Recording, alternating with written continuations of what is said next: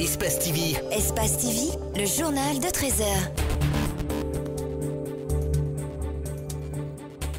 Aboubakar Souma et Abdoulaye Sow reviennent au sein de l'USTG. Ils s'étaient désaffiliés avec leur fédération syndicale de cette centrale le trimestre dernier.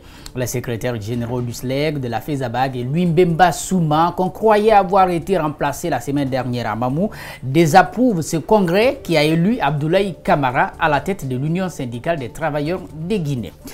Nous allons vous parler du folklore de chez nous. La musique pastorale vous dit certainement quelque chose. Elle a été transportée dans les centres urbains. Plusieurs tubes reprenant les valeurs culturelles du Fouta Djallon ont été consommés par des nouvelles générations. Vous entendrez dans un reportage grand format de la rédaction des artistes que vous aimez bien. Bienvenue à tous.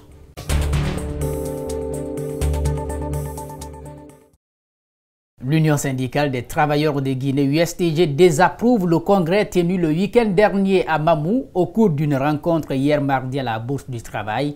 La centrale syndicale, par la voix de son secrétaire général Louis Mbemba Souma, a annoncé une assemblée générale pour ce mois de novembre. L'USTG a par ailleurs enregistré le retour du SLEG d'Aboubakar Souma et de la FESABAG d'Abdoulaye Sow. Les deux s'étaient désaffiliés, on se rappelle bien, le trimestre dernier. Idrissa Bari et Ibrahima Sori Camara. Une poignée de main entre Louis Mbemba Souma, Aboubakar Souma et Abdoulaye Sow pour marquer le retour de SLEG et de la FESABAG au sein de l'USTG. Pour les secrétaires généraux de ces deux fédérations syndicales, membres fondateurs de l'Union syndicale des travailleurs de Guinée, ce retour est facilité par le retrait de certaines taupes dans leur structure. Et que l'USTG était pourri, ça sentait dans la maison, on ne savait pas pourquoi. Dieu a enlevé la gangrène. La gangrène est partie et aujourd'hui la plaie est guérie. L'USTG a retrouvé sa force. Aujourd'hui, nous nous sommes retrouvés ici en grande famille pour redorer encore le blason de l'USTG pour que le mouvement syndical, n'est-ce pas, retrouve encore, n'est-ce pas, son énergie d'antan. À Mamou, des syndicalistes au nom de l'USTG ont tenu un congrès qui a porté Abdoulaye Camara à la tête de cette centrale syndicale. Pour Louis Mbemba Souma, la rencontre de Mamou est une réunion entre copains dissidents. Pour nous, la force, c'est l'union. Pour la force, il faut s'unir. On s'est battu pour vraiment que toutes les querelles puissent être effacées pour que nous puissions revenir dans la famille pour être plus forts. Donc nous sommes en train de nous battre pour préparer maintenant notre congrès. Nous allons faire un très grand congrès pour que tout le monde sache que l'USTG est une très grande centrale. Et c'était bon, pratiquement en début novembre, nous ferons notre congrès. Une fois réconcilié, l'USTG compte désormais user de sa force pour défendre les intérêts des travailleurs. Il annonce un congrès pour le mois de novembre. L'opposition républicaine n'a pas pu marcher hier comme prévu. Le chef de file de l'opposition a été tout simplement bloqué à son domicile à Dixine avec quelques-uns de ses proches. L'Axe-le-Prince a enregistré des troubles comme d'habitude. Nous avons risqué trop et vous allez le voir, les images sont extraordinaires. Des jeunes sans peur, déterminés à aller jusqu'au bout face à des hommes en uniforme, des gendarmes et des policiers qui ne reculent pas. Parfois, les échauffourées durent longtemps. Et nous vous les faisons vivre dans ce reportage signé Mamadou Saliouba, Ibrahima Sori Camara. Une zone fantôme. À Nyariwada, sur la route Le Prince ce mardi, les habitants sont comme déplacés. Pas la moindre circulation, seulement quelques personnes qu'on peut compter au bout du doigt. Un peu plus haut, à Hamdallah Pharmacie, les ordures prospèrent dans un quartier hors contrôle. Signe de la colère des manifestants, ici les gendarmes doivent faire le ménage, et pas seulement.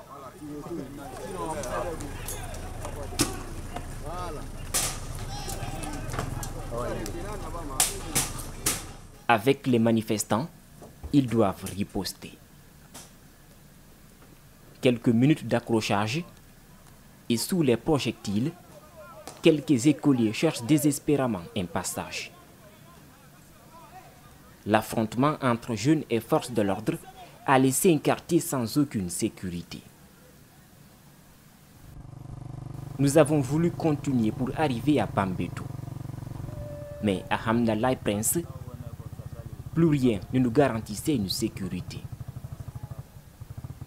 Alors, nous faisons demi-tour. Quelques minutes plus tard, arrivés à Bambeto, nous laissons notre caméra en marche. Ici, nous ne pouvions pas nous approcher mieux. De loin, les échanges de pierres ne faiblissent pas. Au marché Koloma, un scénario plus électrique. Ici, les manifestants sont à seulement quelques mètres des policiers. On peut penser que la peur ne les habite pas, tout comme ces femmes qui ne pouvaient pas rester à la maison. Un jeune manifestant a été tué dans l'après-midi d'hier à Bambeto. Plusieurs autres blessés par balle ont été enregistrés selon le site d'information Africa Guinée. Le Conseil national des organisations de la société civile entend œuvrer auprès de bonnes volontés pour des sorties de crise. Lors d'une conférence lundi à la Maison de la Presse de Koléa, il a passé en revue les crises que traverse le pays ces dernières décennies. Malik Sandiana Kamara, Alseni Kamara. La crise sociale concerne la grève des enseignants qui paralyse depuis un mois le système éducatif du pays.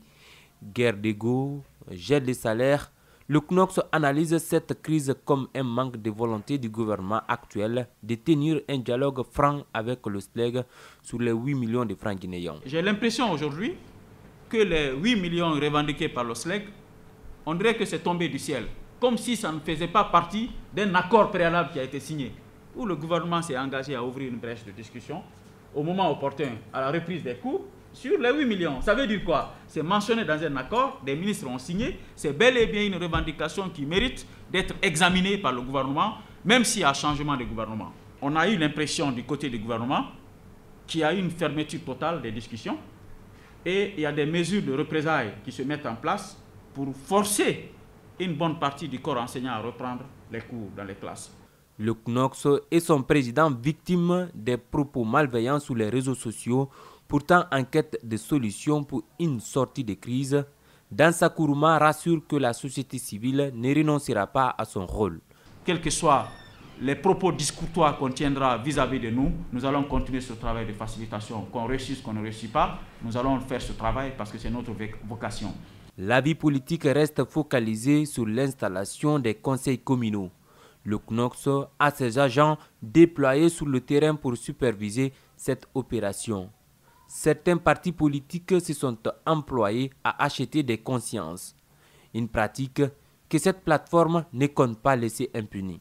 Sous la foi des informations que nous avons, nous allons intenter une action judiciaire contre les partis politiques ou des candidats qui se sont montrés coupables de corruption ou d'achat de conscience.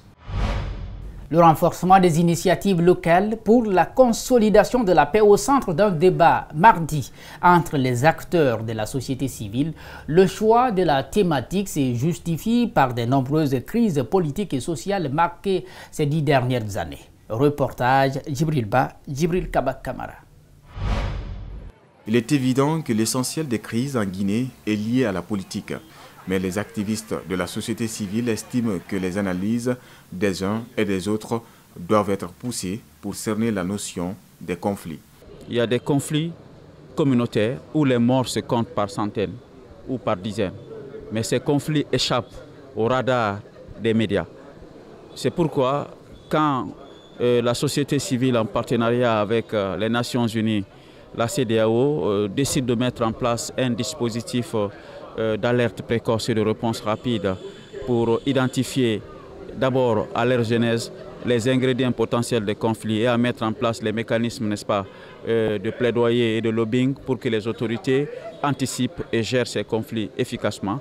Je pense que c'est un élément très important dans la stabilité. Pourtant, de nombreux efforts ont été consentis pour le renforcement des initiatives locales en vue de consolider la paix. Il ressort pour ses participants à ce cadre d'échange une forte implication positive des jeunes pour la paix durable et au développement de leur pays. L'analyse va se faire localement et discuter localement et après on informe la CEDEAO pour des actions concrètes. Dans ces différentes réflexions, la question de sécurité préoccupe plus d'un. Donc, les participants s'arment d'une méthodologie pour la résolution de cet aspect qui intéresse même la sous-région. On a collaboré avec un expert qui est venu de la CEDEAO, un bon analyste d'information sécuritaire qui va vraiment donner cet atelier parce qu'on s'attend vraiment à ce qu'il maîtrise très bien ou pour qu'il soit capable vraiment de faire des analyses pertinentes et de pouvoir orienter des réponses appropriées. Au sortir de cette rencontre, chacun devra participer à la conception ou à la formulation de documents politiques liés à la sécurité humaine dans le but d'orienter les initiatives de réponse au niveau local et national.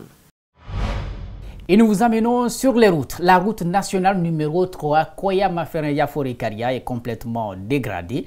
Des nids de poules, la boue et des flaques d'eau sont présents partout, rendant la circulation difficile. Chauffeurs, passagers et riverains s'en plaignent. Mamadou Kalisso et Ibrahima Souma rentrent de Mafereya.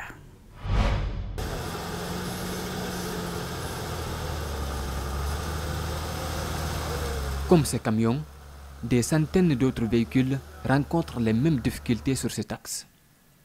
Des nids de poules et des flaques d'eau rendent la circulation difficile. Vraiment, c'est inconcevable. Même avant-hier, il y a eu un camion auprès de Sambaya, à la sortie du pont, qui est tombé. Nous sommes au niveau de Dampoma, ici, au kilomètre 55. C'est un danger. La route de Forkaria, c'est inexplicable. Quelques kilomètres plus loin, le constat est alarmant. À certains endroits, la voie est divisée en deux. L'une pour les véhicules légers, l'autre est exclusivement réservée aux poids lourds. Certains chauffeurs disent être confrontés à des pannes de tout genre dues à l'état de la route. Souvent, il y a des pannes d'épineux, les amortisseurs, surtout les amortisseurs. On est tout le temps au garage. Même moteur aussi. Là où nous sommes comme ça, là, nous sommes en train de partir comme ça au garage. L'État n'a qu'à venir au secours de nous aider.